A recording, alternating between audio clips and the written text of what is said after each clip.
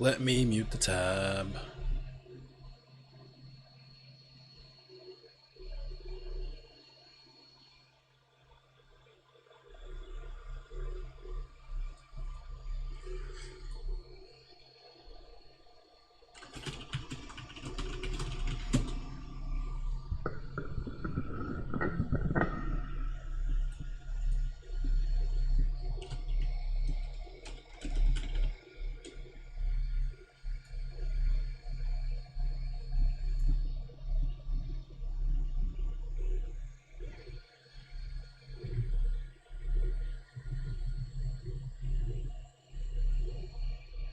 What's up, Kuma? How you feeling? Gonna play some Mortal Kombat tonight after some news. It occurred to me, because I was panicking, because I was like, oh my god, I don't have any news prepared. It occurred to me that I could totally just, like, look for news right now. You guys have no idea, because you can't see what's on my screen right now. Oh, sorry. My mouse was caught underneath my audio interface.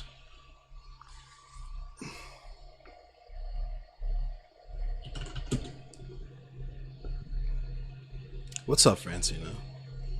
How you feeling tonight?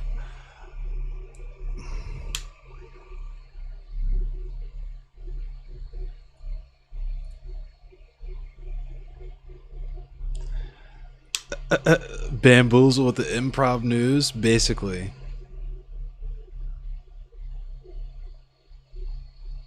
Oh my goodness. What's up, Jenna? Whew, I don't think I'm gonna read that one. That one looks like it might be good.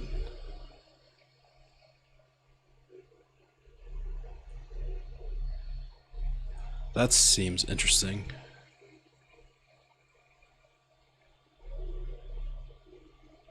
Oh my god. That's probably interesting too. I'll read that.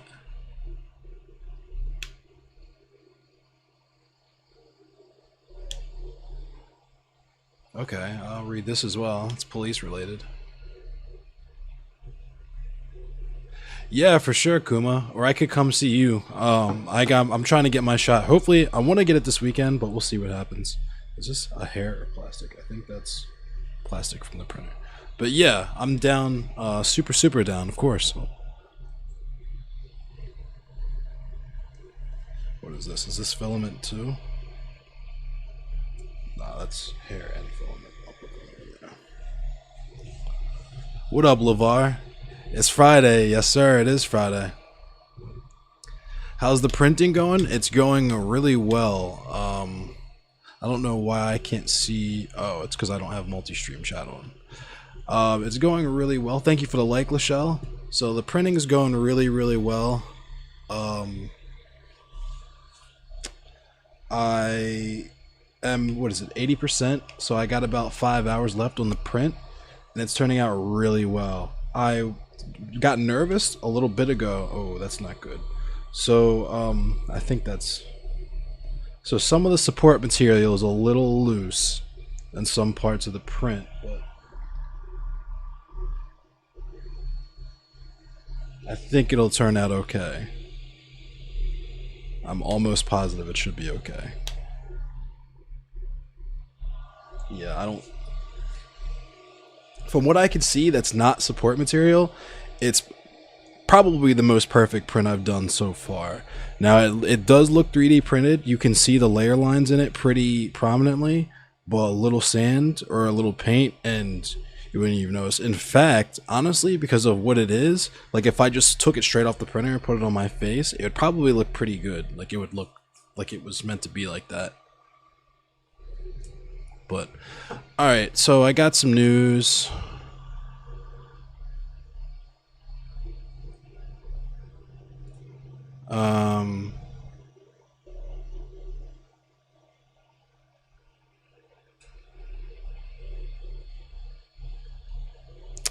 Wow.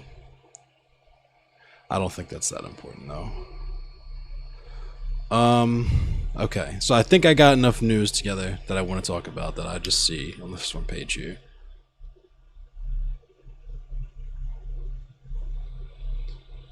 That looks interesting.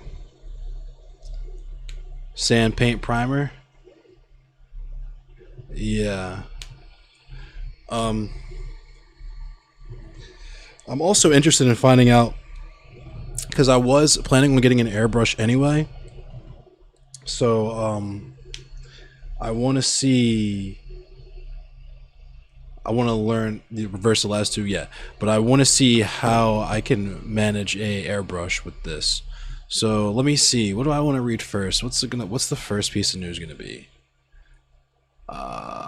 You know what? I wasn't gonna read that, but I'll read it anyway because I feel like that might be relevant to some people. So we'll check out some police news first because police fucking suck. So the Louisiana State Police press conference on Ronald Greene in custody death investigation.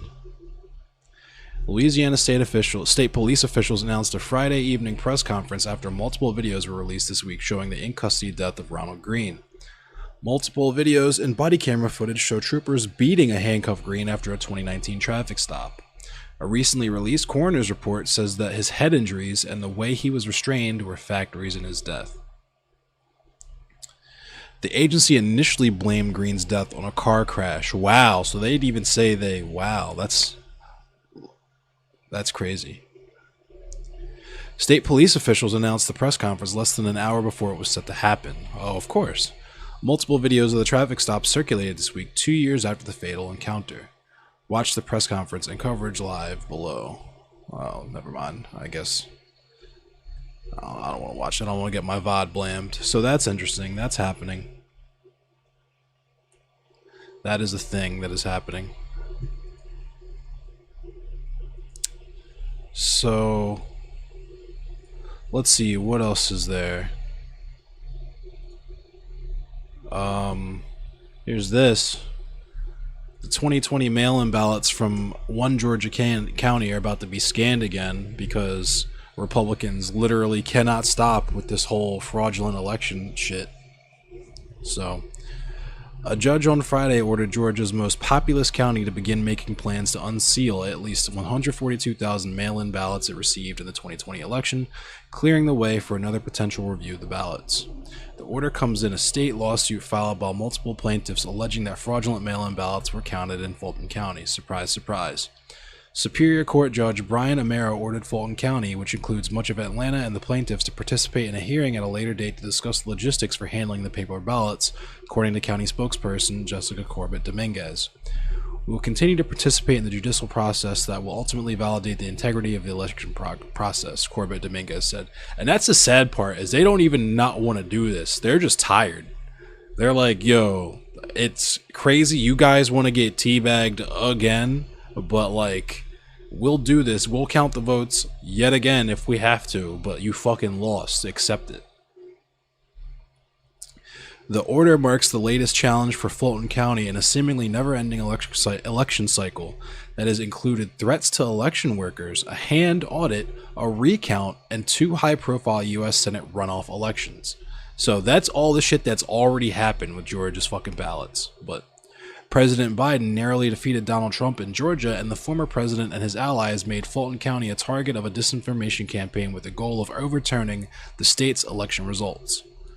Multiple federal lawsuits alleging widespread fraud in Georgia's elections have been thrown out. So a lot of these lawsuits have already been thrown out. The news out of Georgia comes as a controversial 2020 election review in Arizona's biggest county continues despite concerns raised by the county and the U.S. Department of Justice. Of course.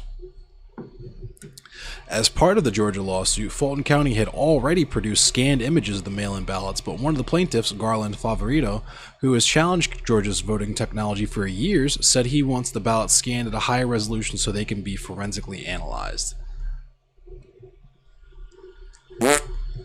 Fuck out of here. Favorito insists the lawsuit is important to ensuring future Georgia elections are transparent and fair. He said the judge ordered that Fulton County physically handle the ballots for any potential scanning. An amicus brief filed by lawyers for Georgia Secretary of State Brad Raffensperger warned against allowing the plaintiffs in the lawsuit to handle the paper ballots themselves, saying there are serious privacy and security risks and pointing out the ballots can be easily altered and manipulated to spread potential misinformation, which is, I mean, fucking duh. Why the fuck would you let the people who are complaining about election fraud handle the fucking votes? Like, are you fucking crazy? Raffensperger, a Republican, said in a statement on Friday, "From day one, I have encouraged Georgians with concerns about the election in their counties to pursue those claims through legal avenue." Yeah. Fulton County's top elected official, Rob Pitts, a Democrat, bashed the lawsuit, linking it to Trump's repeated baseless claims of election fraud, which is true. "It's a shame to see that the big lie lives on and could cost the hardworking taxpayers of this county," he said. Yep, absolutely true, but that's all Republicans know how to do, is spend taxpayers' money and give them nothing back for it. So,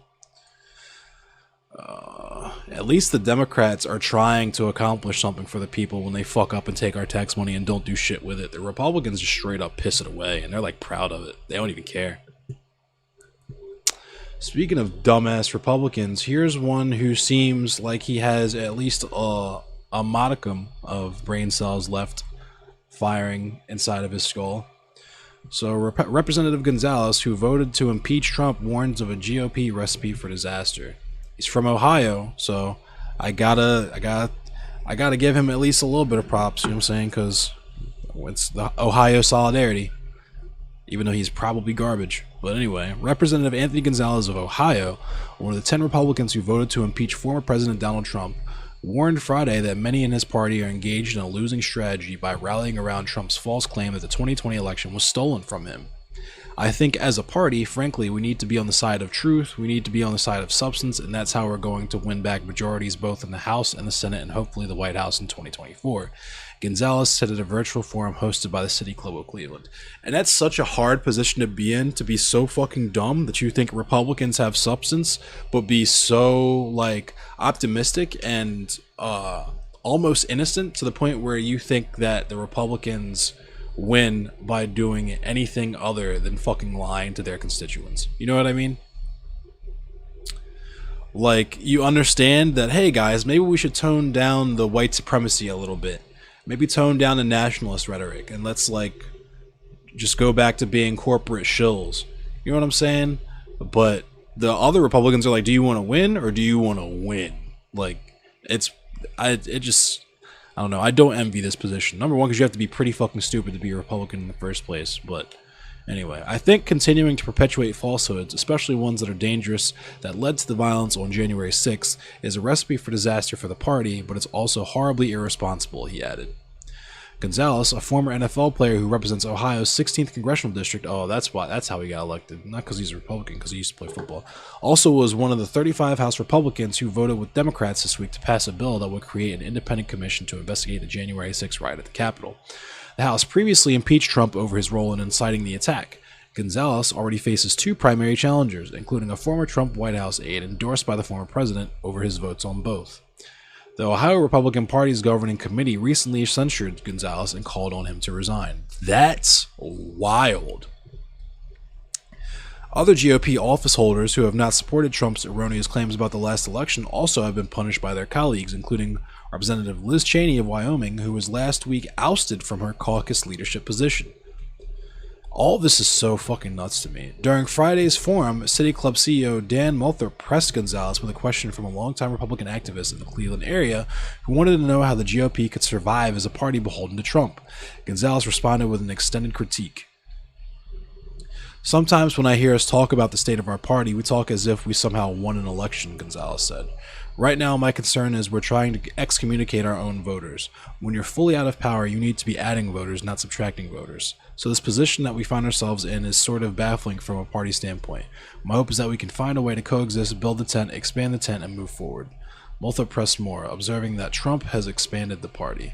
"The reality inside our party is people do feel differently about President Trump," Gonzalez replied. "If we're going to win elections going forward, there has to be room for both. If we're going to excommunicate people who feel differently than we do on one side or the other of that debate, then I think it's a losing strategy for our party." This man is literally trying to both sides the truth and just straight up made up bullshit. Gonzalez noted that he frequently voted for Trump's policies as a congressman. What policies, though, other than just like hating brown people and black people? Well, Gonzalez's primary challengers have taken to branding him a rhino or Republican in name only for his pushback against Trump's election lies. Anthony Gonzalez has abandoned our district. He's not coming back, Max Miller, the former Trump aide, tweeted Thursday.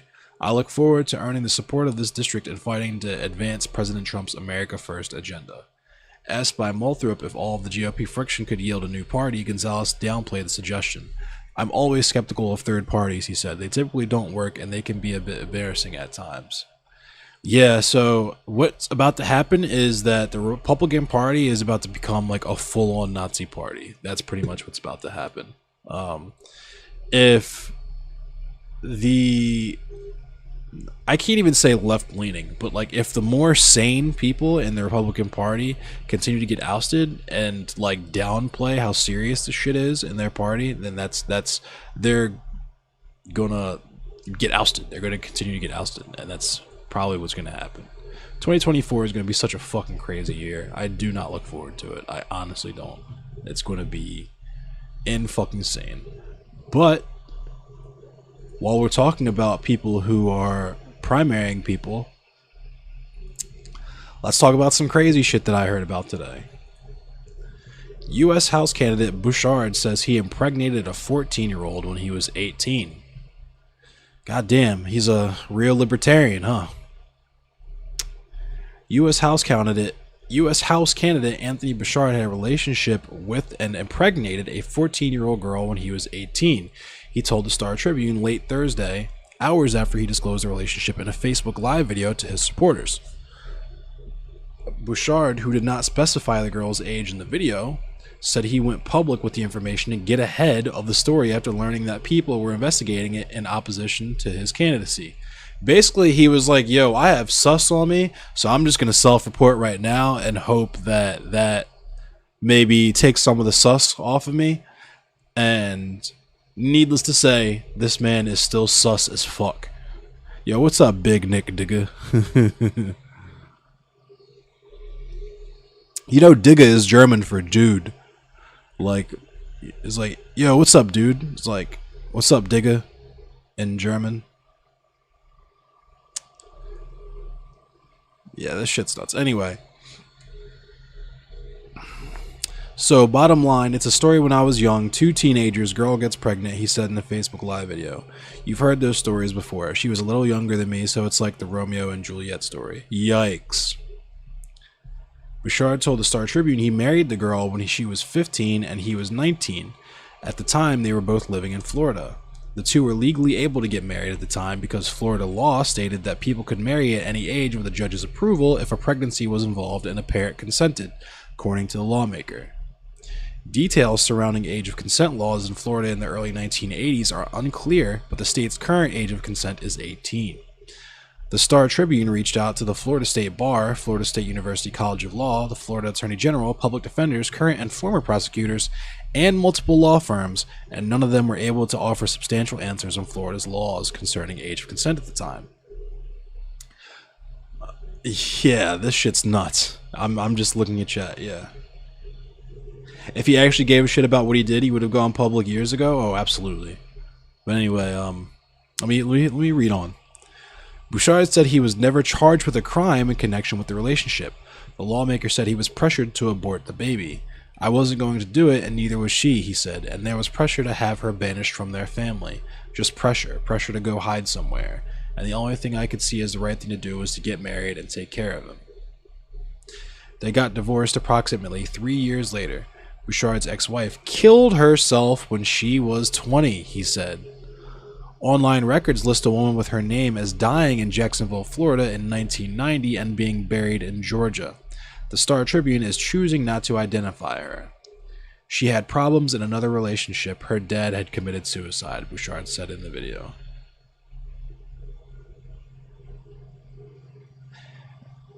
Yo, what's up, Yermeshi? And yeah, he said he had a romantic... He married this girl when she was 15 and he was 19. And they got divorced 3 years later, and then she killed herself. After his ex-wife died, Bouchard said he continued to raise the couple's son, Tony Raymond Bouchard, whom he briefly references in the video. Sadly, he's made some wrong choices in his life, Anthony Bouchard said. He's almost become my estranged son. Some of the things that he's got going on in his life, I certainly don't approve of them, but I'm not going to abandon him. I still love him just like when he was born. And, you know, it's really fucking fascinating how he is so fucking dense, he doesn't see how growing up in that environment would damage a child to the point where they might want to make some bad choices. You know what I mean? I'm sure he's probably referencing like drug addiction, and it's like, yeah, it sounds like someone who would be addicted to drugs, someone who was born in that fucking situation, in that environment. This dude tries to liken it to Romeo and Juliet, but he's really low-key just kind of the word that is for people who like to do adult things with children.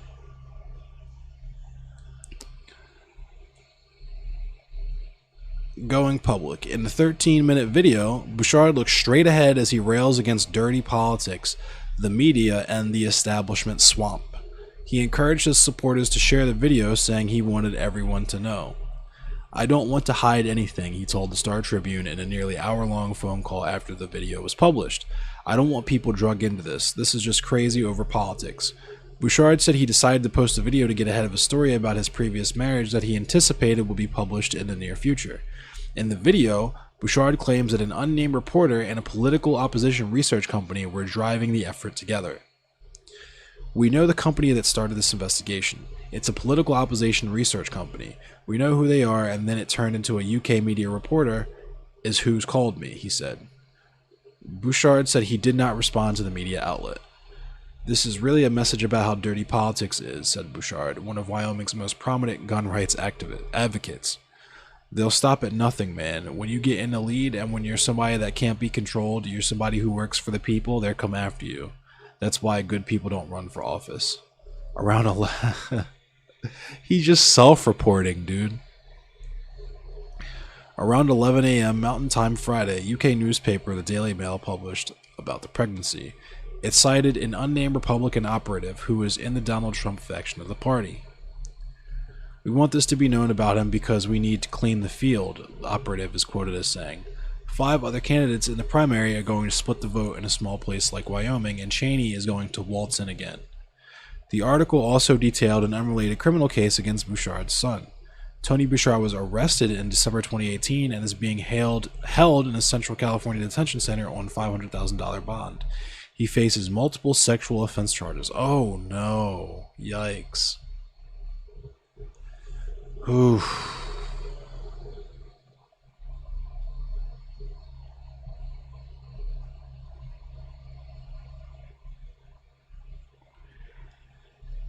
I mean, low-key, we knew what children were back then. It was just who was going to tell a man no. Just like who's going to tell a man no now. It's like, I want to fuck a kid. Okay. Like, you and other people like you make all the fucking rules for this society, apparently. So, who am I to fucking contest? You're going to do what the fuck you want to do anyway. Okay. It's fucked up, but that's kind of how it was back then. You just kind of fuck kids. That's what's, you know what? Like Greek philosophers and shit were fucking little boys in the butthole. And I'm sorry if this is your first time hearing that, if you didn't already know that, if that was knowledge that was harmful to you. I'm sorry for that info hazard, but you should definitely know that your favorite Greek philosopher was fucking a little boy in the butthole. So anyway. Anthony Bouchard announced that he would challenge Cheney in the 2022 Republican primary in January, 1 week after the Congresswoman voted to impeach Trump on charges he incited the January 6th Capitol insurrection. Bouchard was the first person to announce a run against Cheney, but has since been joined by 7 others. His name recognition grew quickly, buoyed in part by conservative vitriol against Cheney, who was viewed by many in Wyoming as betraying Trump and the voters who supported him. Bouchard began appearing on conservative television news programs, and his campaign raised $334,000 by the end of March, according to Federal Election Commission records. Trump said he would soon endorse a candidate to run against Cheney, but has yet to do so. Speaking by phone at a January rally held by Florida Representative Matt Gaetz at the Wyoming Capitol, oh my God, Donald Trump Jr. told Cheney opponents, "Don't just back the first person that comes along."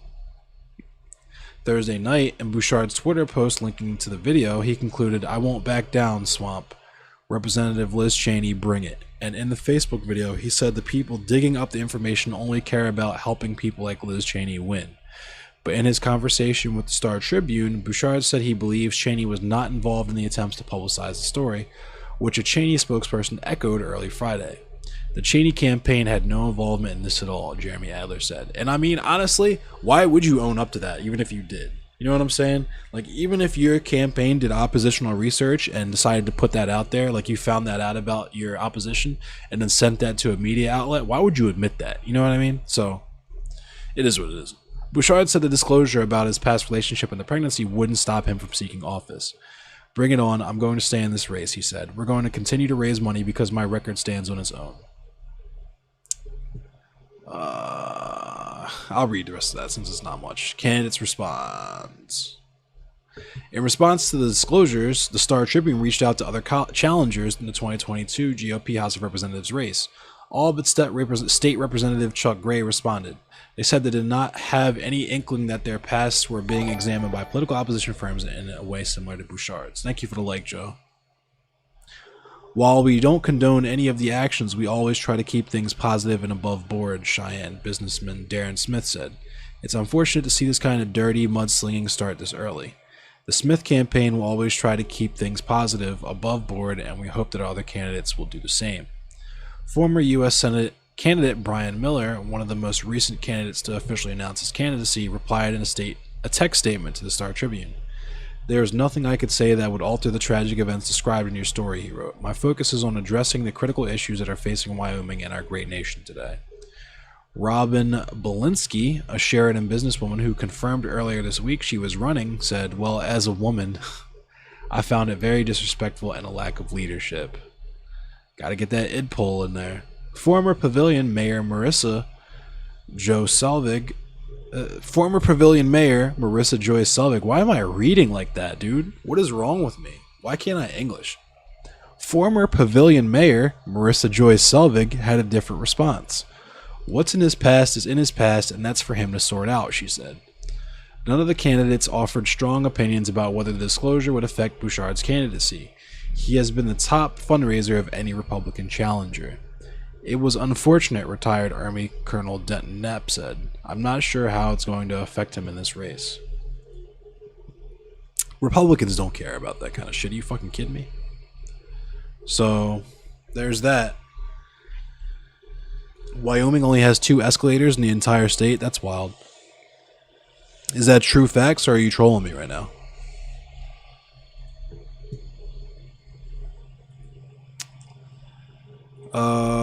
We're going to talk about some scary shit happening in the country. So California is getting ready to reopen fully June 15th. So, next month, some scary shit. 25 days. It's true? That's wild. State of fact check you? I'll do it in a second. That's crazy. I believe you. That's crazy. State officials on Friday unveiled perhaps their most eagerly anticipated pandemic-related guidelines, which will steer California into a new, fully reopened age. Come June 15th, Californians will wake up to a world that looks nothing like the last year plus, one where businesses can open their doors without COVID-19 constraints on capacity or requirements for physical distancing, and where people who are fully vaccinated no longer need to wear masks in most situations. California also will align with recommendations from the Federal Centers for Disease Control and Prevention when it comes to travel, according to Dr. Mark Galey, the state's Health and Human Services Secretary. The big message today is we're at a place with this pandemic where those requirements of the past are no longer needed for the foreseeable future, he said during a briefing. Regardless of the updated regulations, the state will not be eliminating COVID awareness. Gailey emphasized that we will be watching closely to determine if and when we need other public health protections to come back into place. Governor Gavin Newsom foreshadowed the announcement Thursday, telling reporters that with the new guidance, people can really paint that future and see themselves in it, post masks and post any modification in this blueprint, referring to the system of color-coded tiers that has guided reopenings statewide for the last 9 months. Though June 15th has been billed as California's full reopening date, it remains somewhat unclear until now under what circumstances modifications might remain. Initially, the plan was to keep the state's mask mandate in place, but officials this week instead announced that Californians who are fully vaccinated against COVID-19 will be allowed to go mask-free in most indoor settings starting June 15th, a move that will bring the state into alignment with recent CDC guidance. Employers also will still be subject to any relevant standards handed down by the California Division of Occupational Safety and Health, known as Cal-OSHA. The State Occupational Safety and Health Standards Board was scheduled Thursday to consider a proposal that would have allowed workers to return to their jobs without social distancing or face masks as long as everyone in a room is vaccinated, but members postponed a decision given the changes coming next month. A full reopening also doesn't necessarily mean an immediate return to pre-pandemic normal. Some people may still opt to wear masks or otherwise moderate their behavior to minimize risk, and working from home could become more common at some companies. The last 14 or 15 months have been transformational, not only from a health perspective, but from an economic perspective, as we've seen things like remote work and new tools for jobs and workplaces rethink how they operate, Dee Dee Myers, senior advisor to Newsom and director of the governor's Office of Business and Economic Development, said during Friday's briefing. And so I think we're still in the middle of that transition, and we're not sure what the next normal is going to look like. It's also conceivable that some proprietors could decide to require customers or event attendees to prove they've been either vaccinated or recently tested negative for coronavirus infection. I do think that there will be some businesses that decide to require some level of verification of vaccination in order to really have all of their patrons feel comfortable, Gailey said. That isn't something that's going to be driven from the state necessarily, but that might be an operational decision, and we're trying to be ready to support individuals who want to do that thoughtfully and responsibly. One area where there will be additional state requirements is high attendance indoor events. California will require organizers of indoor events with more than 5,000 people to verify that attendees are either vaccinated or have recently tested negative, according to Gailey. The state will recommend but not require the same for outdoor events with more than 10,000 people, though organizers will have the option of allowing unvaccinated and untested attendees, provided they wear a mask. Despite that, Gailey said the state is not considering a centralized vaccine passport system that would provide regularly accessible records of immunization status. We know that technology is being privately developed. We understand that certain business sectors, certain specific operators may have some requirements on a vaccine passport, and our intention is to provide some guidance, some guidelines, so that those who do implement it do it in a way with ultimate integrity, responsibility, in a way that doesn't discriminate, he said. Moving beyond the state's tier reopening system is dependent on two factors. Officials said they needed to have enough COVID-19 vaccine to inoculate all willing and eligible Californians.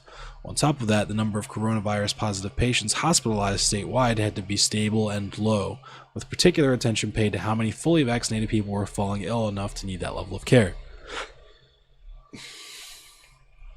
Unlike the earlier days of the vaccine rollout, California's inoculation campaign today is constrained less by available supply and more by falling demand. Earlier in the spring, the state was doling out roughly 400,000 vaccine doses per day on average. Over the last week, though, providers statewide have administered an average of 225,652 doses per day, according to data compiled by the Times. Though the pace has slowed, California has still made a significant dent in its inoculation queue. Roughly 63.5% of residents who are eligible for vaccination, that is, those who are at least 12 years old, have received at least one dose to date, CDC figures show. And 46.7% of that cohort are fully vaccinated, meaning they've received the single-shot Johnson & Johnson vaccine or both required doses of Pfizer, BioNTech, or Moderna. COVID-19 hospitalizations have also fallen to some of the lowest levels recorded during the pandemic. On Thursday, there were 1,326 coronavirus positive patients hospitalized statewide. That's down about 450 from a month ago. On both those metrics, vaccines and the state of COVID in our hospitals, we feel like we are tracking well towards meeting our goal of being ready for June 15th, Gailey said. It's unclear how many of those people may have been admitted despite being fully vaccinated for COVID-19.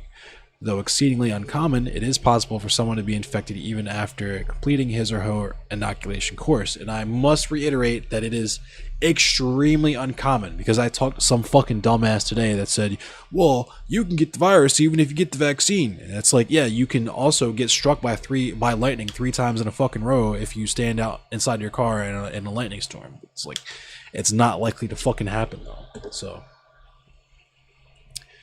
rarer still is for one of those breakthrough cases to result in serious illness. Of the 3.3 million Los Angeles County residents fully vaccinated as of May 7th, for instance, only 933 later tested positive for the coronavirus, including people who showed no symptoms but were tested anyway because of workplace requirements, according to Public Health Director Barbara Ferrer. Only 71 fully vaccinated residents had to be hospitalized. 12 people later died, though Ferrer noted 4 of them had severely weakened immune systems. Nationwide, 1,811 cases of a fully vaccinated person being hospitalized with coronavirus-related illness had been reported to the CDC as of Monday, along with 353 deaths.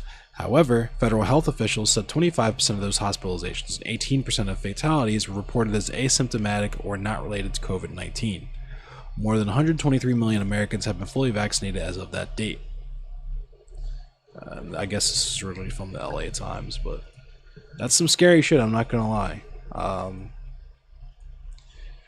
I'm hoping that the shit's going away, but it doesn't seem like it, honestly. I was interested in this when I first pulled this up, but I've been reading a lot, and now I don't really feel like reading anymore. But there's this. Apparently, Biden's lowering the infrastructure deal. Nothing is probably going to come out of this, so it's short. I'll read it really quick and tell you what it says. 2 trillion to 1.7. So he's lowered it. I guess I'm just going to read this shit. In what appears to be a mostly symbolic step towards finding common ground with Senate Republicans, the Biden administration has lowered its spending proposal on its infrastructure and jobs proposal from more than $2 trillion to $1.7 trillion. And that's confusing as shit to me, because that seems like that's like some of the most for the people possible shit that you could do. We're going to improve the infrastructure. We're going to give people jobs. But that shit requires money. It requires investment. And the Republicans are like, nope, can't do it. Can't do it because it's Democrats doing it, and can't do it because spend money. We only take the money. We just take the money. We don't spend the money unless we're spending the money on ourselves. But we can't do what the taxpayers want with their own money. We got to take it all and give it to corporations so that they can give us money.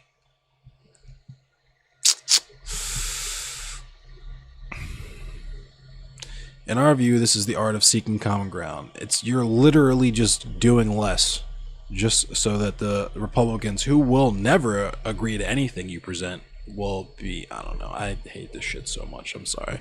I can't read that shit. It's infuriating. So, getting close to the end of the news, some Israel shit, Israel sucking. Israeli security forces used stun grenades and rubber bullets against Palestinians outside the Al-Aqsa Mosque in Jerusalem, where thousands of worshippers have been attending Friday prayers, puncturing a half-day of calm brought on by a ceasefire between Israel and Hamas. Surprise, surprise. A CNN journalist at the mosque compound said dozens of Israeli officers hit journalists with batons and tried to point rifles at them, calling them liars when they showed them their press cards. Yikes. The officers moved onto the compound as thousands of worshippers chanted in solidarity with Gaza and with Palestinian residents of the East Jerusalem neighborhood of Sheikh Jarrah, where some Palestinian families are facing eviction. The Palestinian Authority strongly condemned what it is describing as an incursion by Israeli police at the mosque compound, the official Palestinian news agency WAFA reported Friday. The Israeli government, by continuing its policy of provocation, attacks, and incursions, is challenging international efforts that have been made to reach a calm and stop the violence and escalation in Jerusalem and the occupied Palestinian territories, and to stop the aggression on Gaza, the statement said. An Israel police spokesperson said the officers were responding to a riot by hundreds of young Palestinians that included the throwing of stones at police forces. Those deadly fucking rocks, those deadly teenagers with rocks, gotta watch out for them, right? It's ridiculous, yo. CNN witnessed people, including screaming children, fleeing the scene to the sound of stun grenade blasts. The Palestinian Red Crescent said it treated 20 injuries following clashes between Palestinians and Israeli police at the compound. 2 people were taken to hospital, while the rest were treated in the field, the aid group said. The mosque and evictions have been flashpoints in the recent conflict between Israel and the Palestinian militant group Hamas, which, according to the Hamas-run health ministry, left 248 Palestinians in Gaza dead, including 66 children, and 12 in Israel, including 2 children who died from militant fire, according to the IDF and Israel's emergency service. Just as deadly as frozen water bottles? Oh yeah, the concrete milkshakes? Yeah, so deadly. A ceasefire between Israel and Hamas at 2 a.m. in the streets of Jerusalem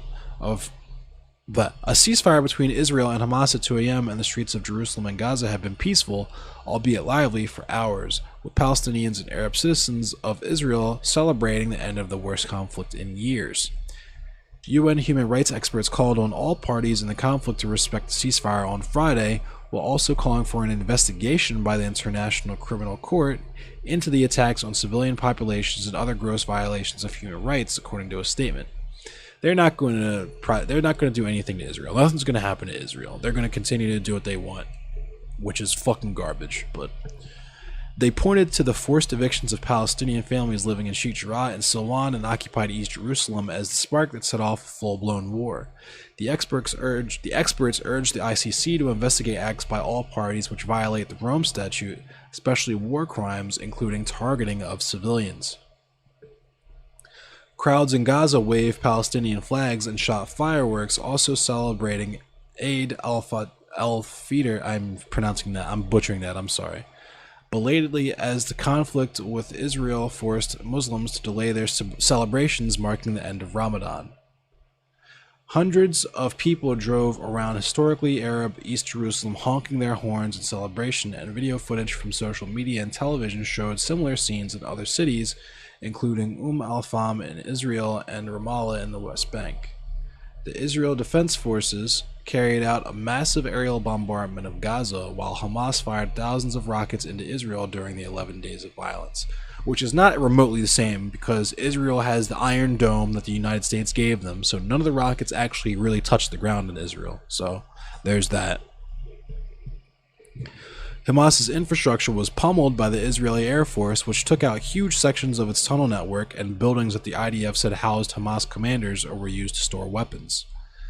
Israeli Prime Minister Benjamin Netanyahu claimed the Israeli operation in Gaza was a success, saying in a televised address Friday that Hamas can't hide anymore. "We hit Hamas more than their leaders ever could have imagined. We changed the rules of the game with this operation," Netanyahu said. The political leader of Hamas, Ismail Haniyeh, also sought to declare victory in a speech on Friday afternoon, saying the resistance is much stronger today. Gaza victory is for the sake of Jerusalem, Al-Aqsa Mosque, Sheikh Jarrah neighborhood, and the West Bank, Haniyeh said. All the blood that was shed in this battle and the battles that preceded it is the resistance on the road to Jerusalem.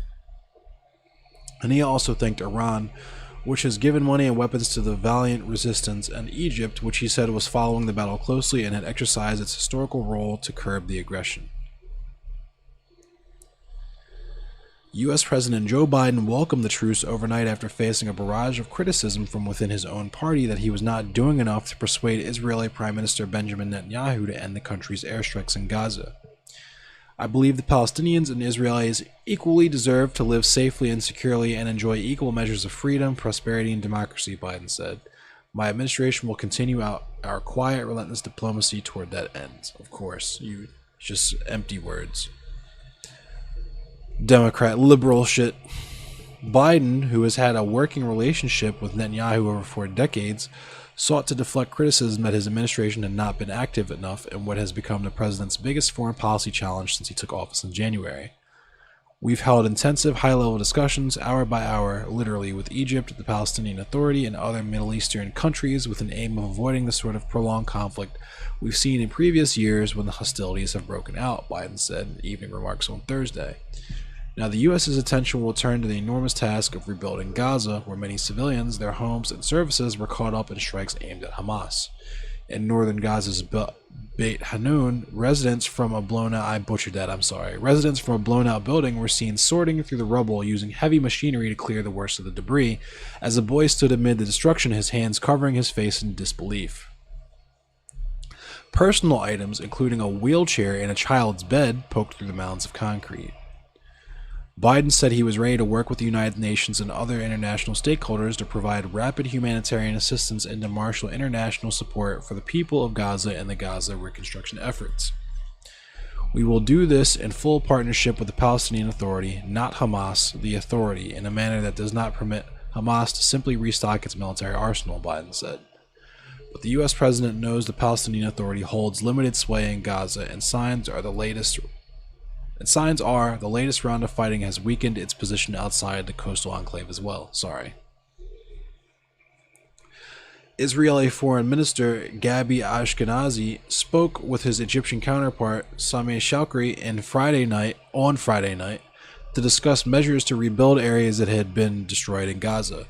According to a statement released by Egypt's foreign ministry, the two discussed measures to facilitate the reconstruction of Gaza and stressed the importance of working in coordination between the two countries, the Palestinian Authority, and international partners.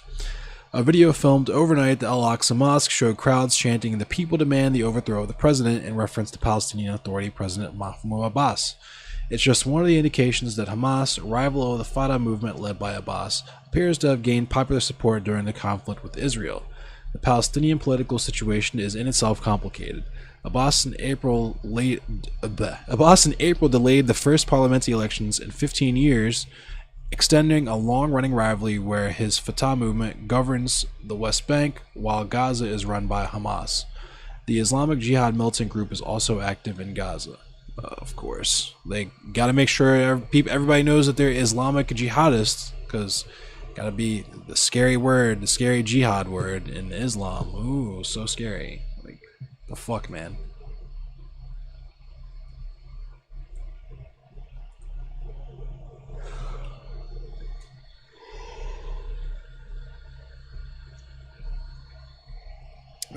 Here's a little bit of news. I'm probably not going to read this too much, but apparently Bitcoin, Ethereum prices in free fall as China plans crackdown on mining and trading. I guess China is... That's funny. Elon Musk impersonators swindled like $2 million out of people's cryptocurrency, which is funny to me. I'll just read this because it's short. Bitcoin, Dogecoin, Ethereum, and every cryptocurrency available had a terrible week. Prices began falling Wednesday following the news of China reaffirming its ban on the crypto services for its financial institutions. Then, after a brief rebound Thursday, prices fell again Friday when a statement from a meeting among top Chinese officials called for what could be disastrous actions against cryptocurrency. "We should be more alert and look for potential risks," a statement from the meeting said, according to CoinDesk. "We should crack down on Bitcoin mining and trading activities and prevent individual risks from being passed to the whole society." The value of Bitcoin fell sharply after the news from the meeting came out Friday morning, reaching a low of 33,590. It was at a little over 41,000 just hours before. Dogecoin and Ethereum also saw their values slip by 10 and 12% respectively. The cryptocurrency industry had its first gut punch come Tuesday as the China Internet Finance Association said it won't allow the country's financial institutions to partake in any business related to cryptocurrency due to the volatile nature of the digital coins, according to a Chinese media report spotted by CoinDesk on Wednesday. This position isn't new. China took a similar stance back in 2017, which also resulted in a massive Bitcoin sell-off. The price of virtual currency has soared and plummeted, and virtual currency trading speculation has rebounded, which has seriously violated the safety of the people's property and disrupted the normal economic and financial order, the report said via Google Translate. That kind of makes sense. Yeah, that makes sense. Excuse me. Bitcoin's price dropped Wednesday morning to a low of just above $30,000, then rebounded to $37,000, according to CoinDesk, a loss of 12% for the day. Ethereum and Dogecoin also saw drops at about the same time. Since the start of the pandemic, Bitcoin, along with other cryptocurrencies, saw its value climb, reaching a peak of almost $65,000 in April. Since then, the price has been coming down because of growing concern about the large energy consumption required for Bitcoin.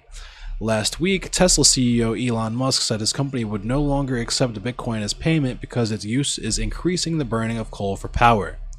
The popularity of Bitcoin and other cryptocurrencies attracted the attention of President Joe Biden. The U.S. Treasury proposed a requirement for individuals to report any cryptocurrency transfers over $10,000 to the IRS.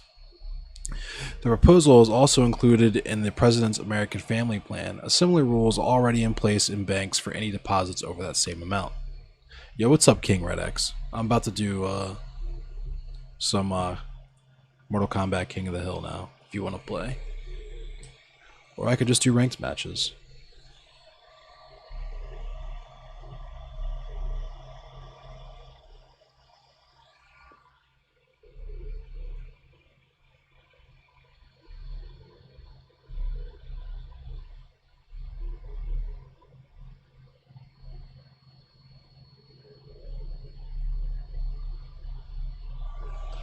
This mask looks awesome. You just got notices about that? Word.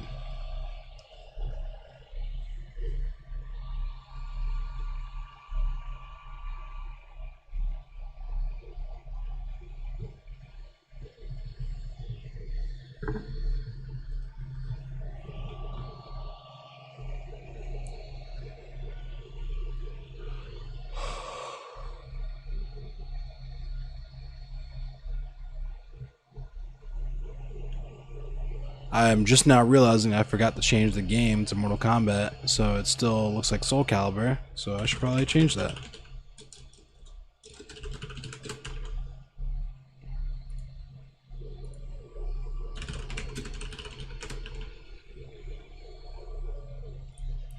I am going to end the stream and go live again wherever you're watching. Just go ahead and... Actually, you know what? I'm just going to keep it the way it is.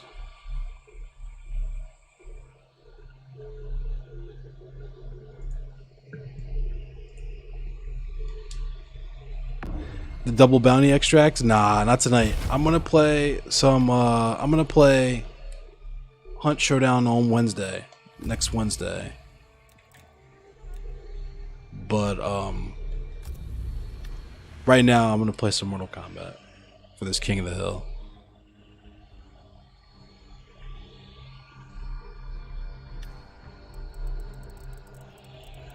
Bruh, my controller is really doing this again. Ooh, it's Combat League.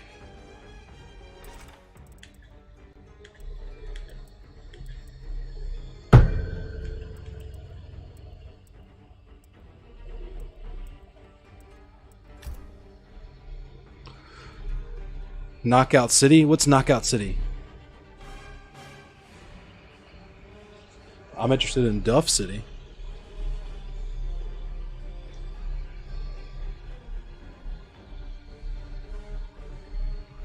Bonk City as well. Bonk City is where I reside. New dodgeball game that came out today. That sounds interesting.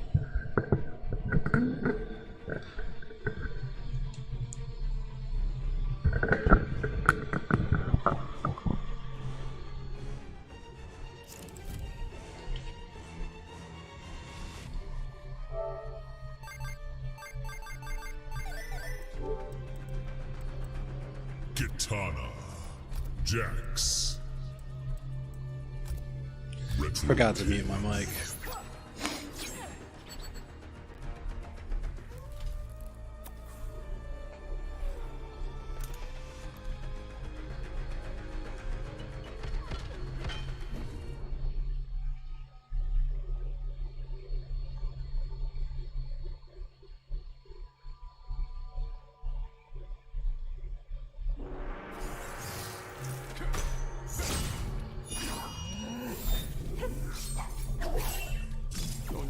Fight royalty, Katana.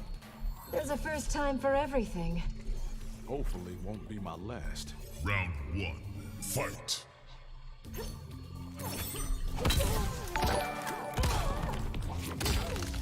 Thank you for the follow.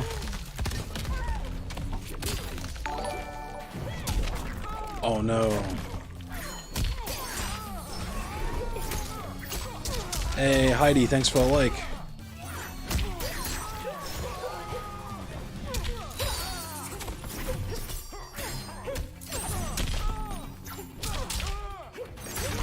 Jesus Christ. Round 2. Fight.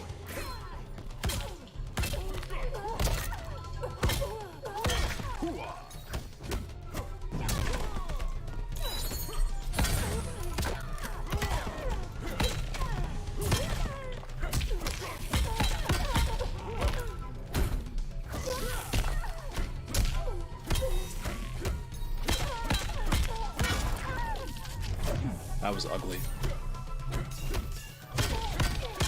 I thought that was... Oh, I took my hands out of control. I thought that was the round. I'm glad he didn't start teeing me. He was too shook. He didn't know what to do. Ah! Out of range.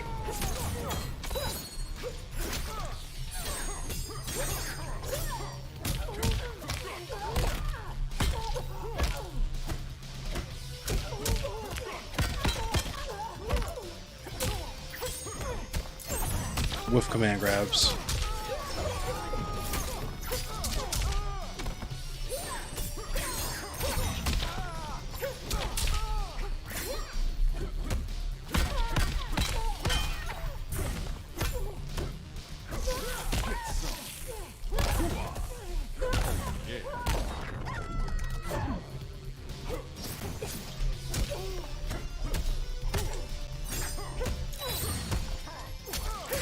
Oh fuck!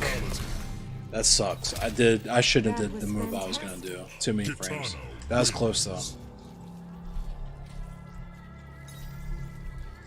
Hey, the mask that's print, the part of the mask that's printing now is now just now getting to like this area, like the nose. It's pretty cool looking.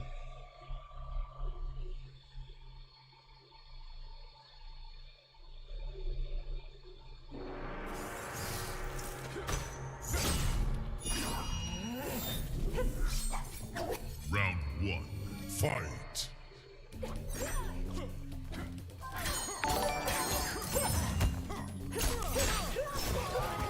Thanks for the like. Oh my goodness.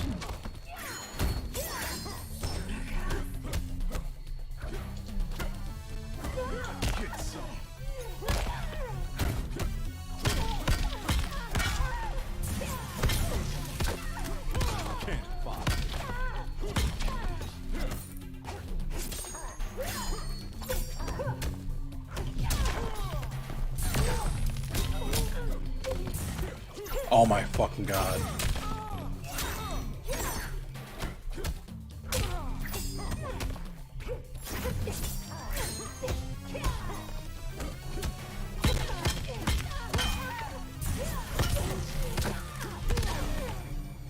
Man, what are you gonna do? Play collector? I don't play as collector. I play as Jax, John. Round 2. Fight.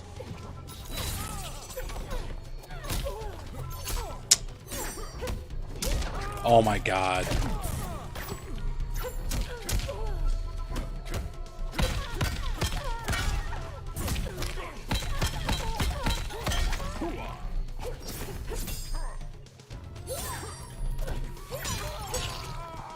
This bores me.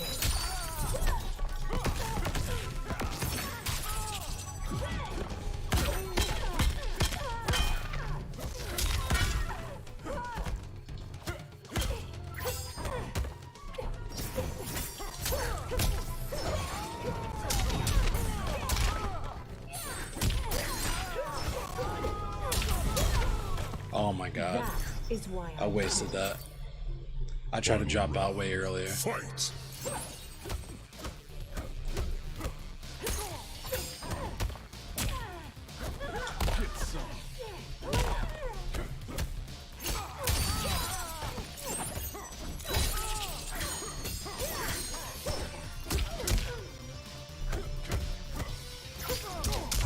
I don't know why it wouldn't give me that.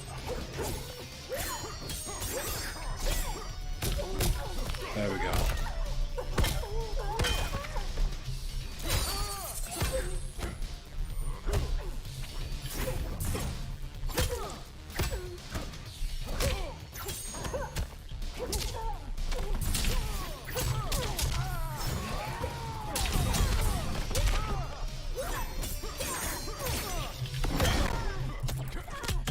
I brainless that.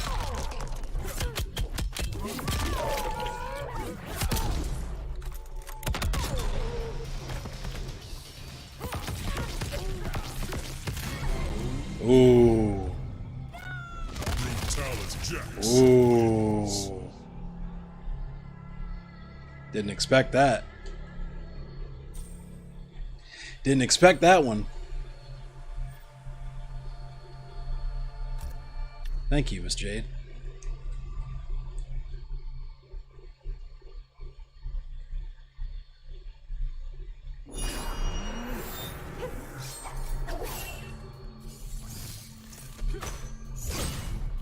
You did well in the tournament. A life or death situation will do that. Then fight as if your life depends on it. Round 1. Fight.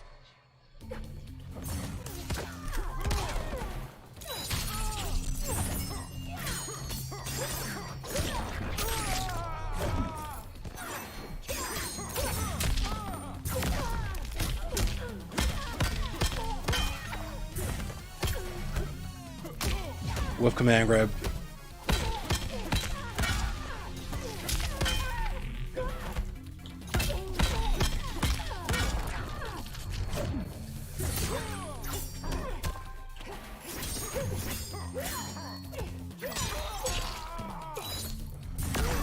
Nope, stop it. Why would you do that? Your skills going Elvis. Brainless pressure. You gotta think. Round 2. Fight.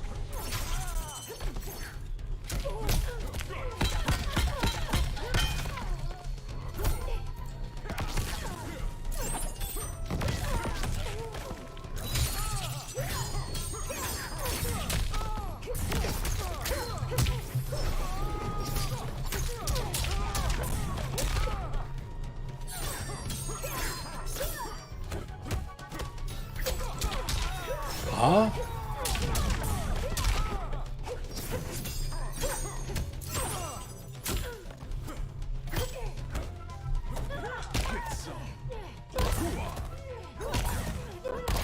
I'm smoking.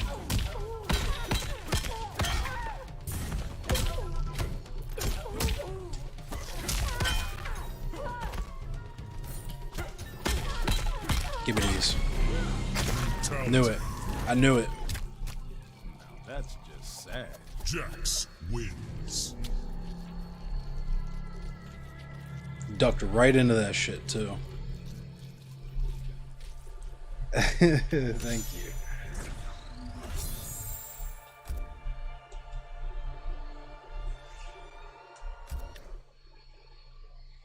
Let's see what's up with the next opponent.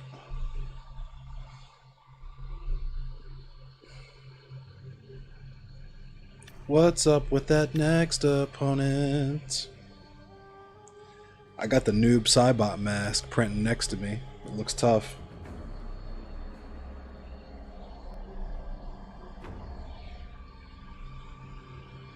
My tag is Endless Cemetery.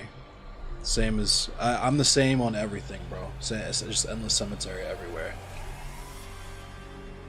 If you search Endless Cemetery, eventually you'll find me. On Facebook, I gotta make it Endless Cemetery Games, and on Instagram, it's endlesscemetery.jpg, but Twitch, just straight up Endless Cemetery. YouTube, straight up Endless Cemetery. Like, brand synergy on fleek.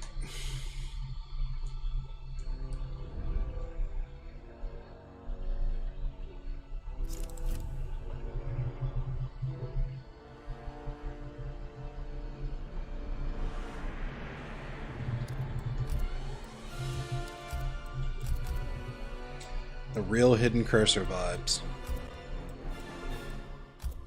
Sea of blood. This person's about to beat me. If they're that on point with their Hidden Cursor, they're probably about to win. Just saying.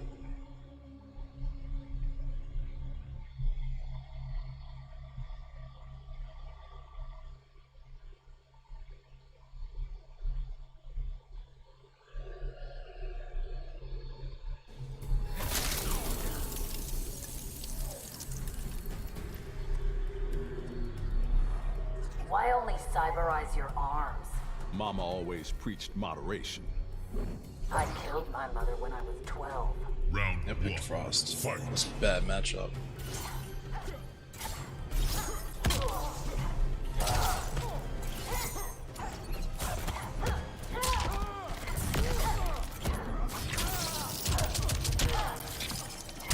Freeze in hell!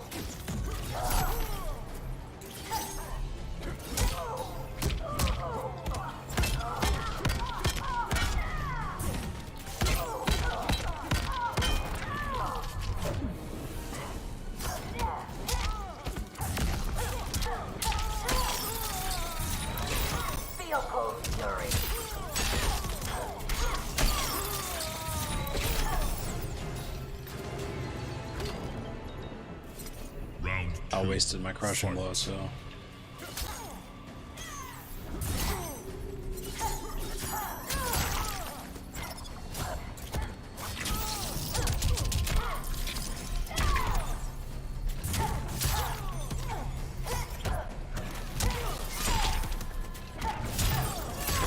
Jesus Christ. How did that hit me? What? What was that hitbox?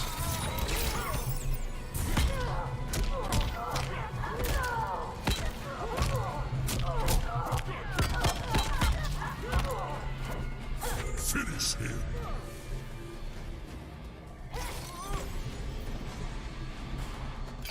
Frost wins.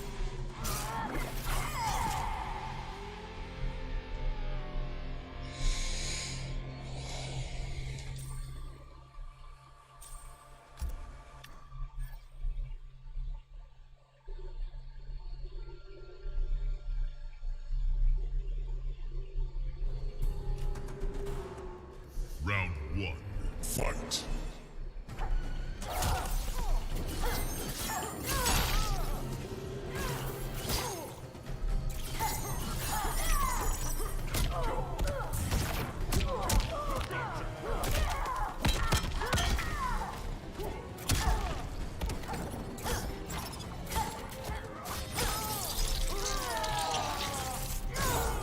Still doubting.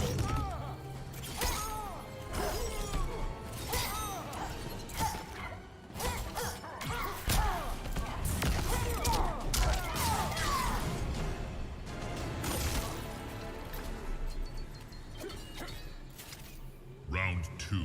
Fight.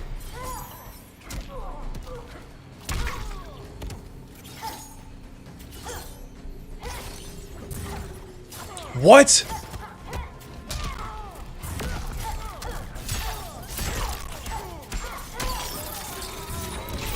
Feel cold fury.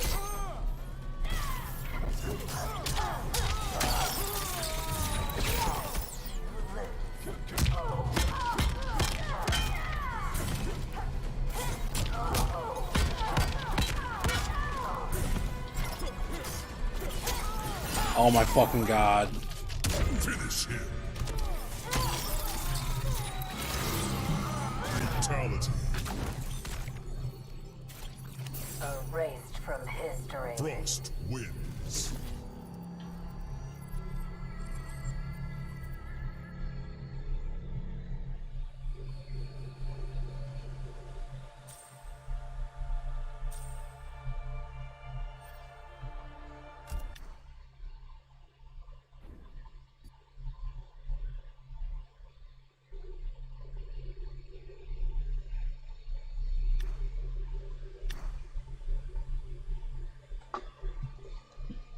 Well, I got wrecked that round.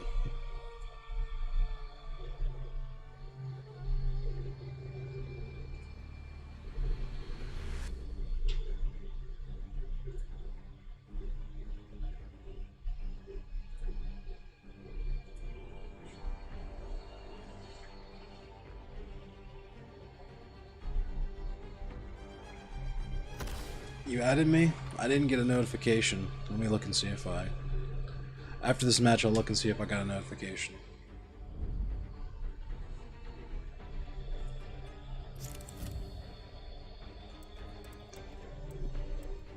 Liu Kang. Jax. Black Dragon Fight Club.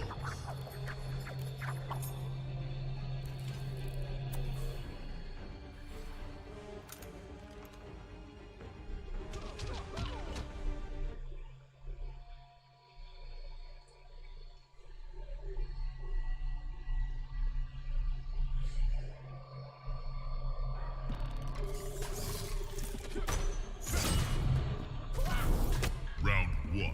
Fight.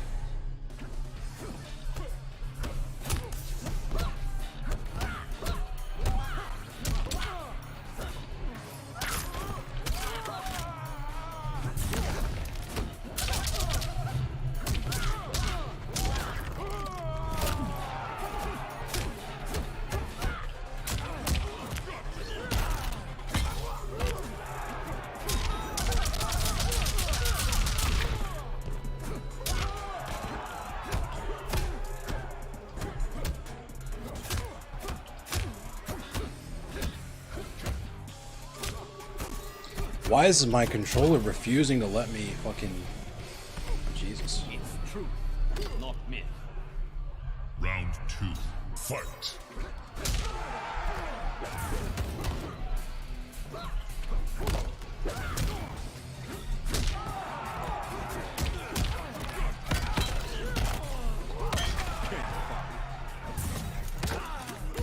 Shut up and color.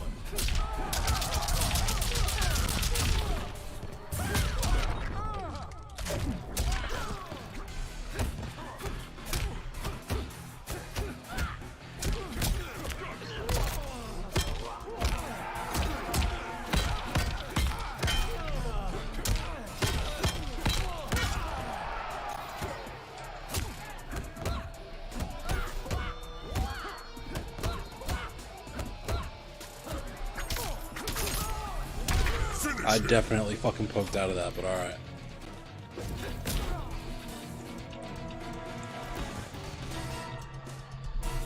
Liu Kang wins.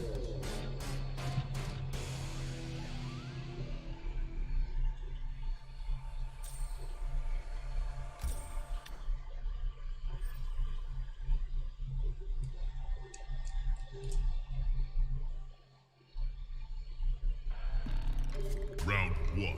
Fight.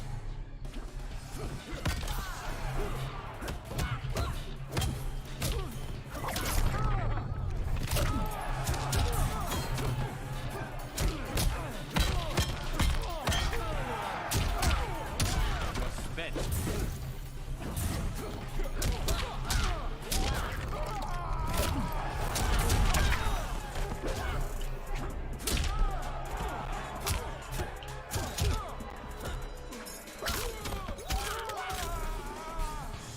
Your body is your best weapon. Round 2. Fight.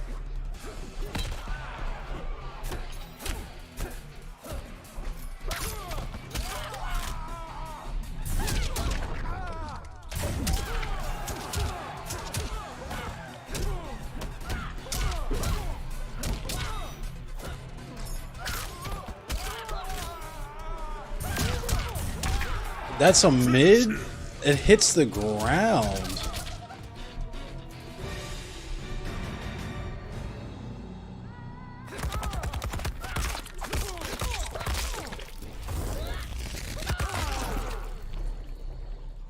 Fatality.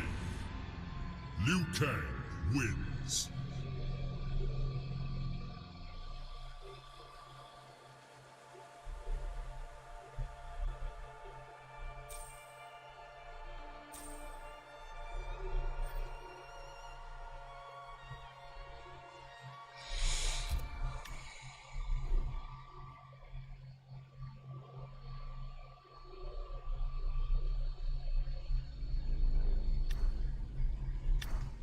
Alright, let me check my notifications.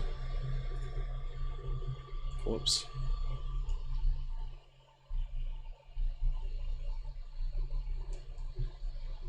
Alright.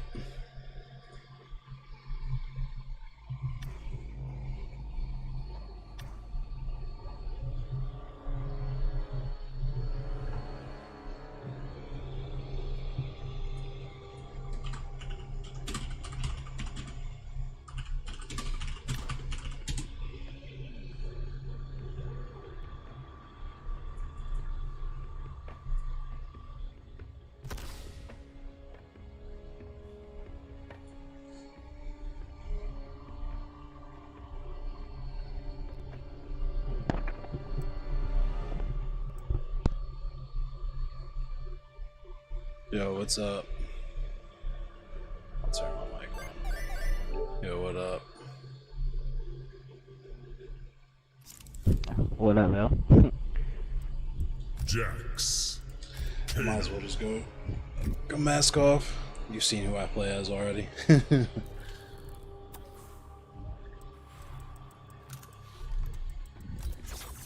Bingo, some classic shit. Retro King. That's how I usually do it.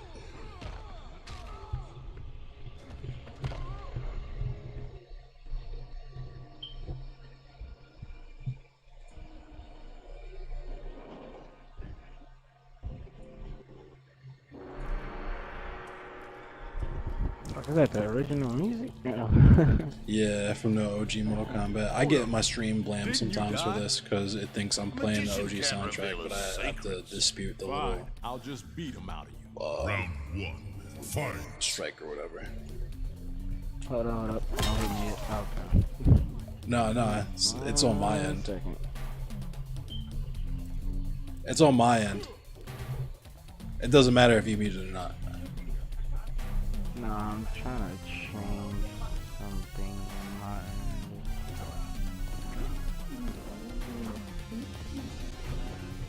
end. Okay, come on.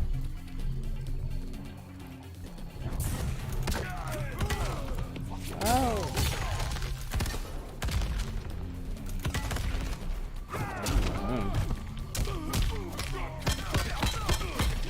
I'm pulling rank.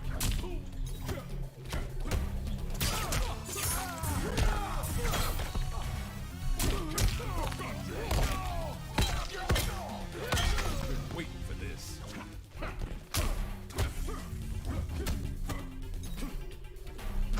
You know about it. Hell yeah, I know about that. I think I'm honestly gonna switch.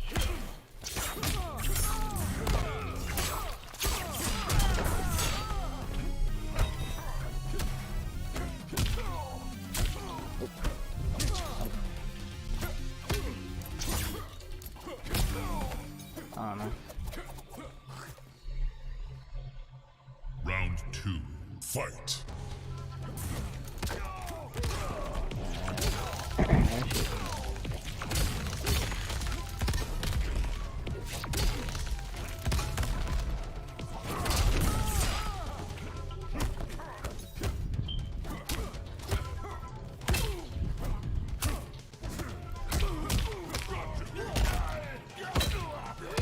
You're getting shelled. That can't be one move. Ah, come on.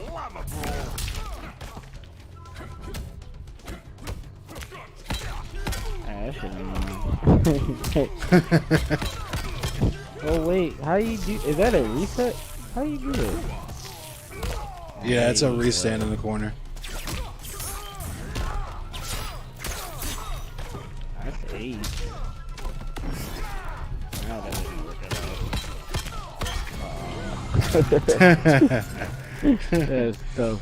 Yeah, the throw was when you throw me in the stage, that's like that's his personal reset move. yeah, that's his corner restand. That's Is a normally cheat. when That you is- when you do it in the middle of the map, it just throws him all the way across the board. But when you do it in the corner, it restands him.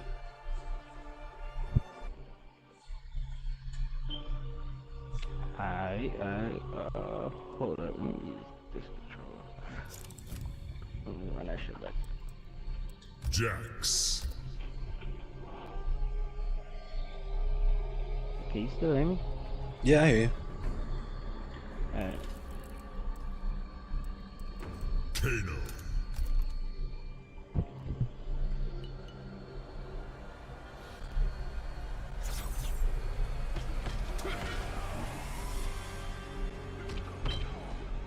I think it's on you.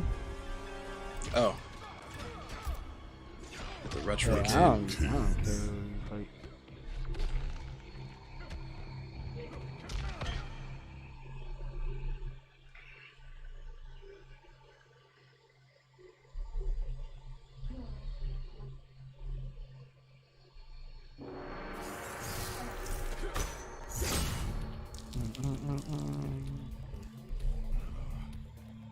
Still got an answer for Sonya's partner. Best let sleeping dogs lie, mate. Not when the dog's rabid like you. Round one. Fight. Oh, wait, what? What the fuck you just saying that, man? I gotta get used to the online time. I haven't played online. Yeah, it's hard to get used to.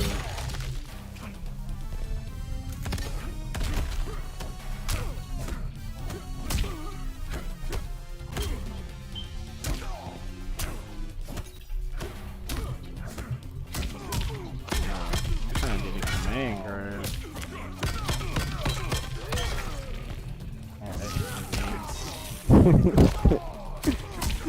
That shit is ace. Yo, I cannot break that. Man.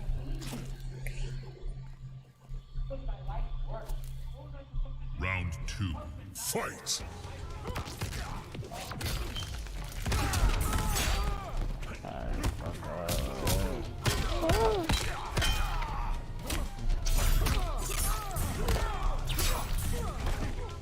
This move shouldn't be. Lava brawl.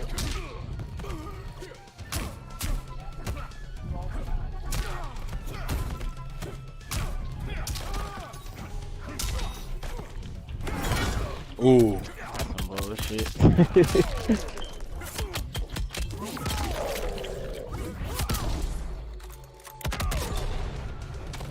Straight to the face. Ah, nah. See, I need to use my thing on that bullshit. What the? Finish him. That shit. What kind of move was that? That grab is the most OP grab in the game. That's probably the most busted crushing blow. It takes like, yeah, it does a lot. That between that and the heated up quad grab, you can kill someone Yeah. before they ever even get a chance to use their fatal blow. It's kind of busted. That brutality was good.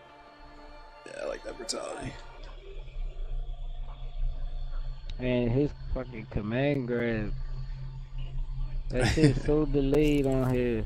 Like offline, that shit, I could do that shit easy. Same. That shit like, I gotta do that shit like hella fast. Yeah, I mess up the Jax. command grab a lot playing online with Jax. The timing is just thrown completely off.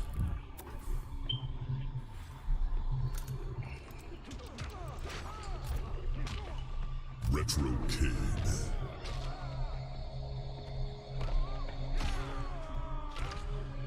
This noob Cybot mask I'm 3D printing looks hella tough. You put it on Jax.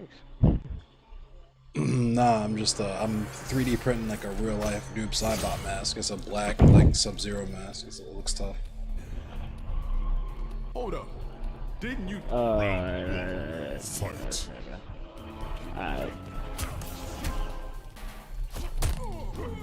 Alright, take it to that. Do that shit. That shit.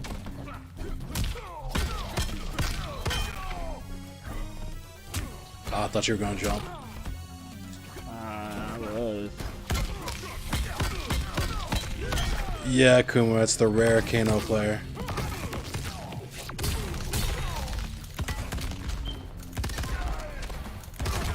That's so annoying. Don't be long now. My fault, yeah. Alright, I won't play like that. I won't play like that. I'll try to take it back to high school and shit. Funny. Ooh. We both hit the Chuck Norris kick. Alright. That's not even a move. Did you customize his variation? Nah, this is This is not his default. yeah, it is. It's hunker down. Drop it. Jack Club.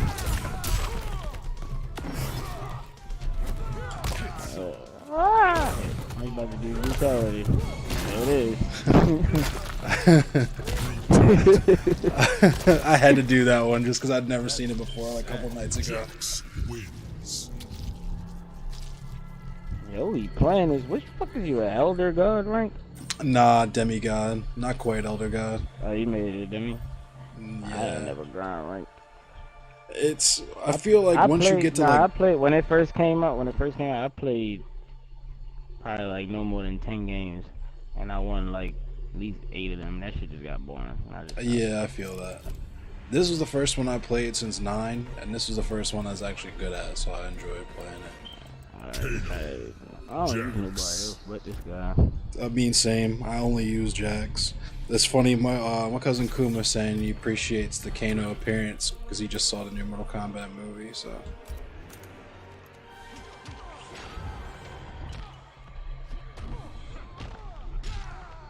Oh shit, I ain't. I saw you. It's all good. Yeah, I got alright this game. I won a tournament in B-more at a game. It was a high score joint I won in like February of last year. I won a quick $50. No, I wasn't even using Fight. all his moves. I feel stupid right now. Man got a whole counter move and I wasn't using it. Oh.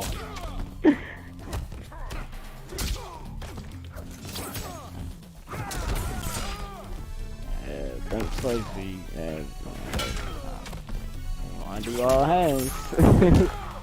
I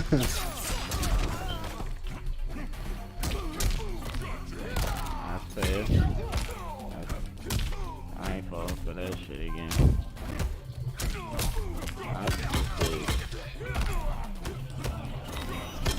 Oh,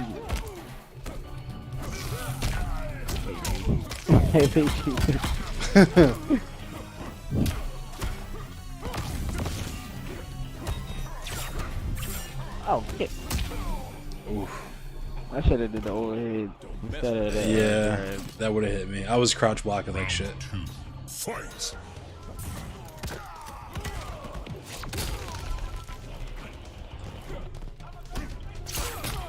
I can't believe I didn't hit you.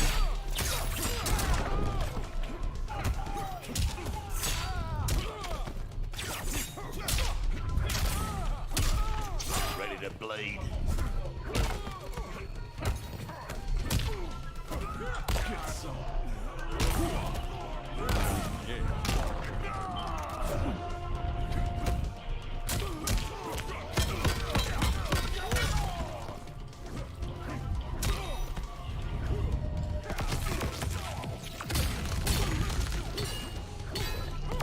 Finish him. What the hell? I wasn't trying to take no chances. I'm playing safe every time. I'm trying to do another brutality, but my arms aren't hot enough.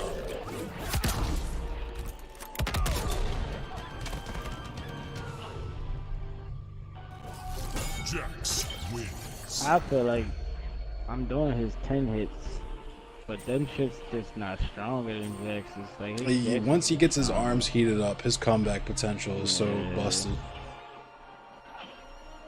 You gotta finish it quick with Jax. Even when Jax gets stabbed through the arm, he spurts a fountain of blood. Yeah, it's pretty dope. Even when you do like fatalities on Jax, where he like gets his skin ripped off or whatever, underneath the metal, you see hell like meat and muscle and shit. It's kind of funny.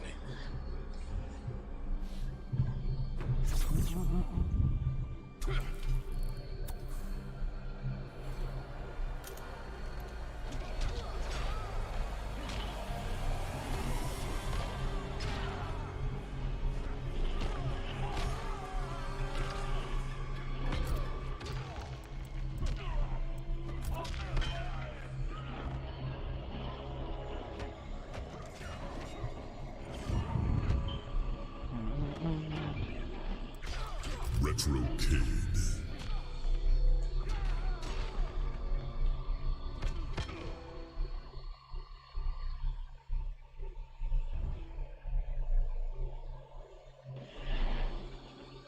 This mask is gonna be so cool off this 3D printer.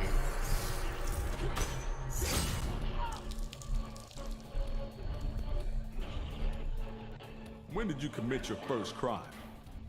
Oh, I was an ankle biter. 5 or 6. Nature 1, nurture 0. Round 1. Fight.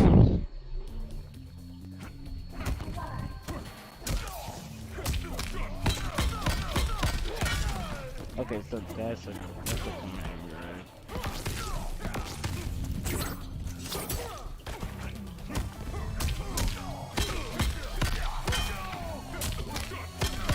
Oh my god,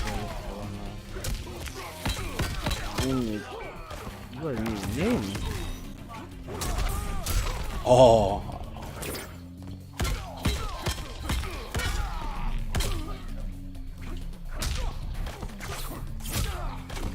Like, what the fuck is that?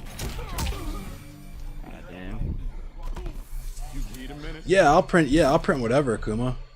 definitely down for doing the minis for D&D. Round 2. Fight.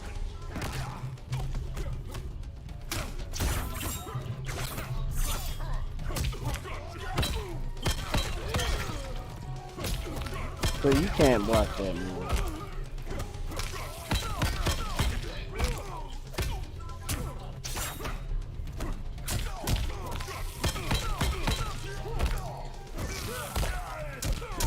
God damn.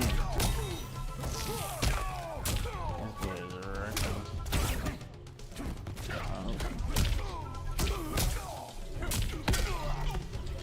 Finish him.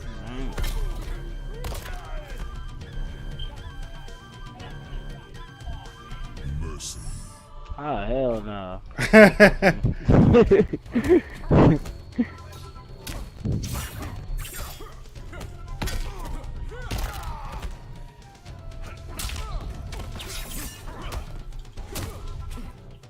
Oh, you ass. Finish him. Oh, and it messed up. I tried to do a brutality where I rip your I never arms off. seen this fatality. Smack Ted. Oh, dang. Fatality. Jax wins.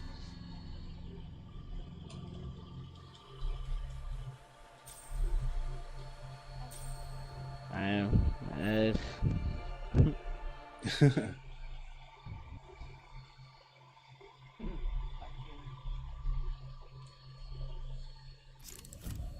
Scorpion.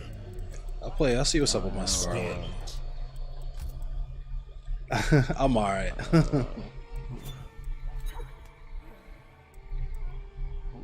don't even like nobody else on it. I mean, I like Johnny Cage, but I don't know how to use this motherfucker. That's how I feel. Scarlet's the only other character I kinda know how to use. Let me see if I got the whatchamacallit skin. Sub-Zero. Oh, no, I don't.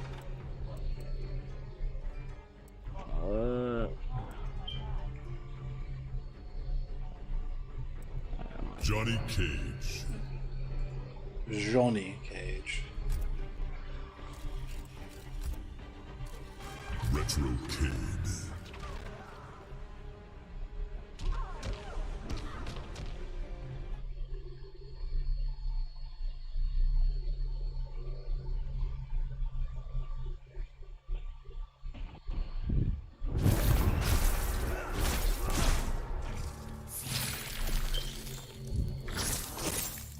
I'll keep my blood inside me, thank you. There's enough to share. Where's that green glow when I need it? Round 1. Fight.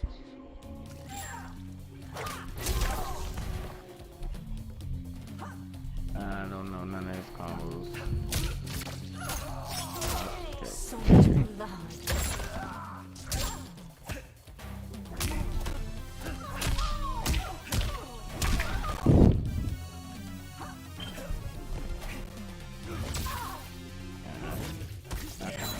Oh, I passed right through. Is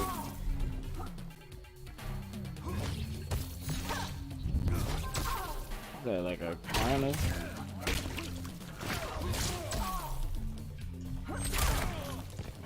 What? Bad, that's so.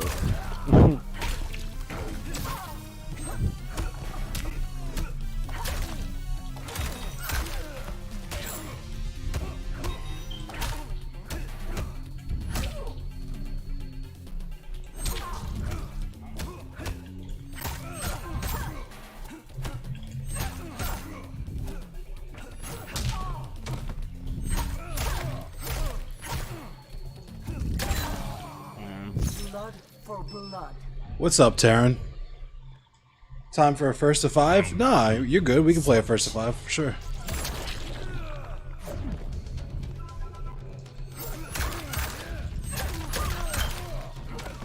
Oh, I dropped my combo. Oh, nah, ain't no combos now with this bitch.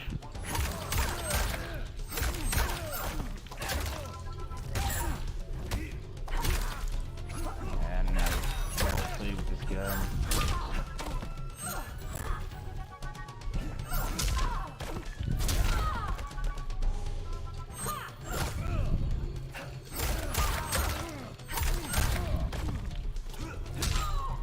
Drop my combo. I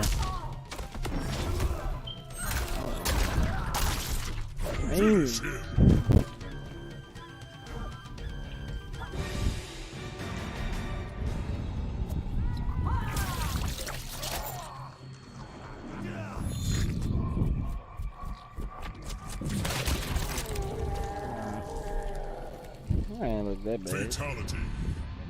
Scarlet wins. Oh, it's all good, Taryn. Yeah, I do every Friday night. I do King of the Hill. I'll do first to whatever's. It's all good. It's all good, Taryn. Next time, next week, if you don't catch me tonight.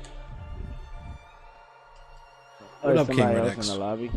Yeah, this dude Taryn Macklin in my Facebook chat wants to do a first to 5, but he said something just came up, so he can't.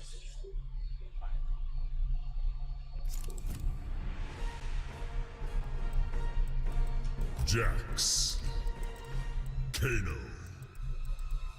How you going back to Jax? I'll try out. I'll keep it with Scarlet to see what's up with her. See if I can't get a little better. Kid.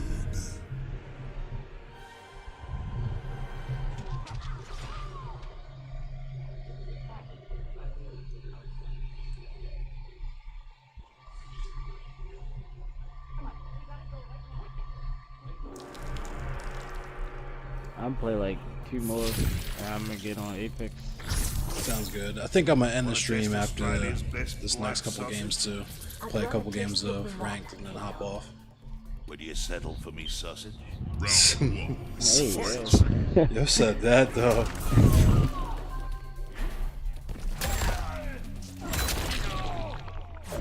nah, my bad.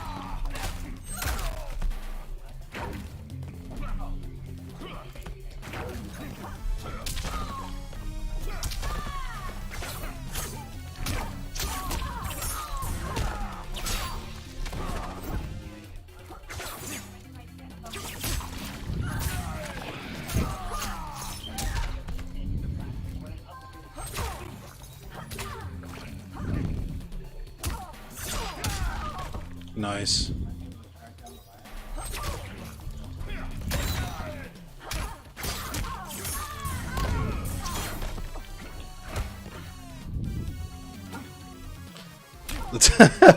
We both parried at the same time.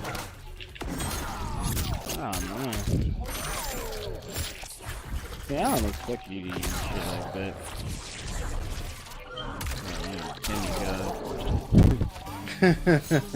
For blood.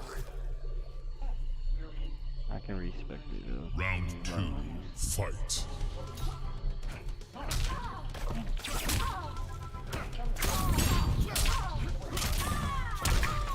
Timer says you die.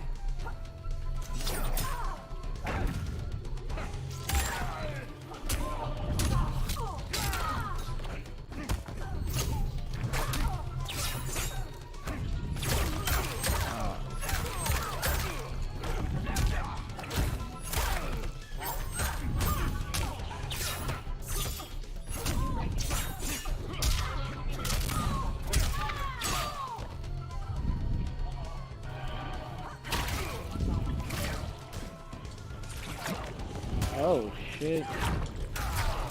Oh my god.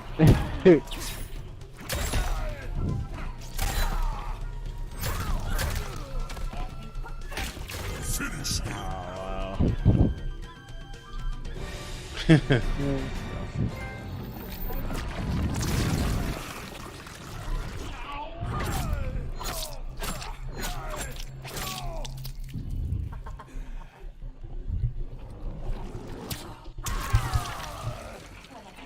Fatality. Scarlet wins.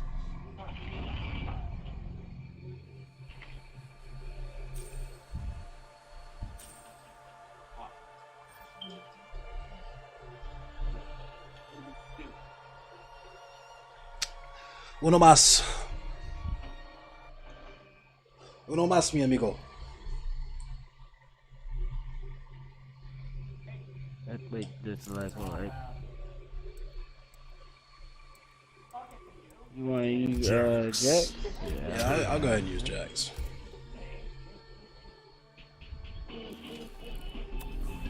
Scarlet's more of a keep away zoning type character. Retro Cave.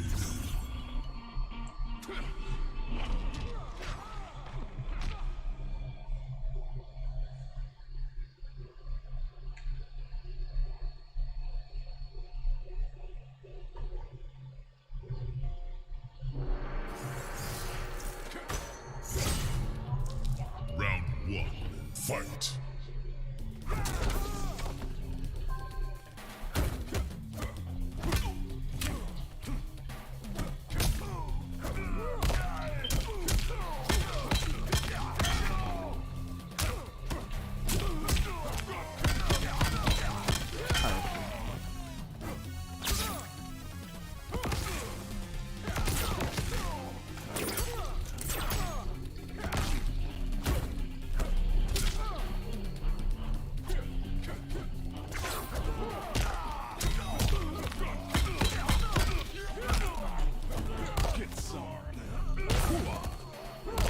Dang. I might have to try that shit. That shit. Ooh. Round 2. Fight.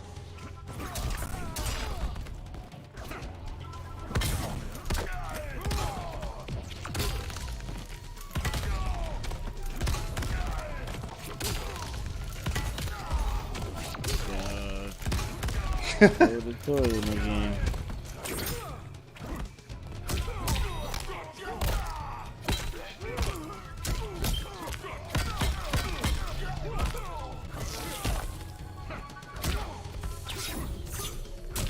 Finish him. Dropped it.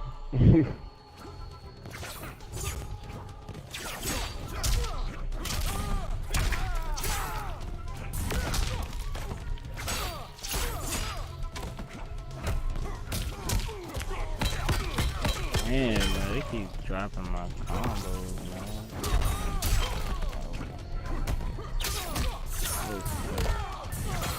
Oh, yeah. Oh, Nice bit of tacker. Final round. Fight.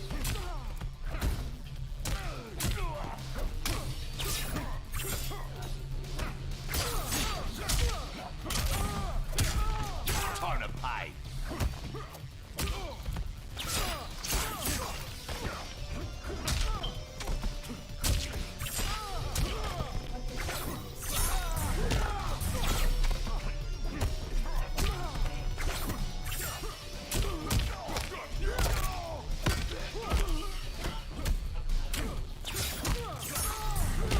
nice. Yeah, it keeps getting on my nerves.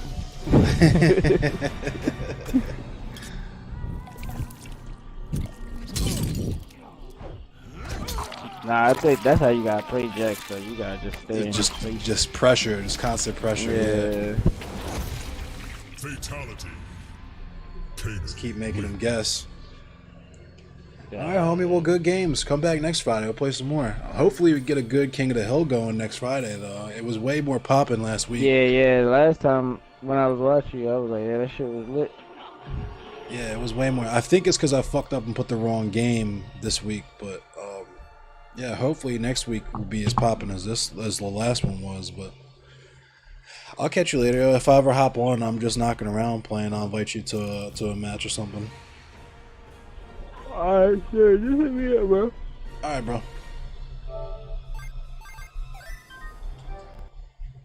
Thanks for watching, y'all. I'm gonna call it a night on that note. I appreciate y'all supporting and watching and hanging out and stuff. If I don't get on this week, I'll see you guys Monday for the tournament, 10 p.m. Eastern Standard Time. That's New York time, same place. You know what it is. You know how to do it. You know what it be's like. Peace out, Urameshi. Peace out, King Red X. Peace out, Taryn. Peace out, LeVar. Thanks for the games, homie. Peace out, Kuma. Peace out, Ms. Jade. Peace out, John Blake Queen. Peace out, Algal, my pal. Peace out, Generator. I'm sure you're already gone, but just